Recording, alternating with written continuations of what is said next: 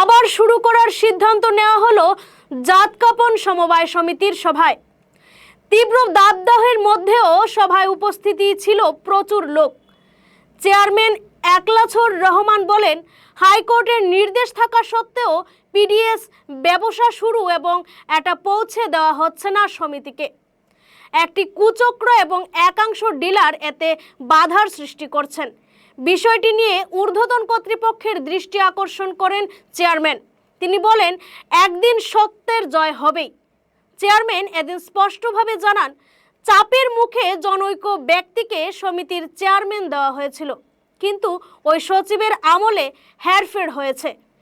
সভায় এছাড়াও বক্তব্য রাখেন সমবায় পরিদর্শক কল্লোল দাস, সচিব অরূপ বিশ্বাস, প্রাক্তন চেয়ারম্যান শিহাবুর রহমান, রঞ্জু নমশূদ্র সহ অন্যান্যরা। এখানে বলতে চাই, আমাদের কোম্পানিটা দীর্ঘদিন থেকে কোনো কুসূত্রে এখনো ট্রেক হয়ে রয়ে গেছে। সেই মর্মে আমি অনেক করেছি। পরে গত 16 তারিখে আমি হাইকোর্ট থেকে একটা অর্ডার এনে দিয়েছি। এর আগেও আমি 6 মার্চে কমিশনার থেকে একটা অর্ডার আনি দিয়ে গিয়েছিলাম। সেটাও মানে এক্সিকিউশন করতে দেয়নি। একটা কুচক্র আমাদের পিছনে আছে, কিছু ডিলাররাও আমাদের আছেন যারা নাকি আমাদের এখানে বিভিন্ন ধরনের কথা বলে থাকেন।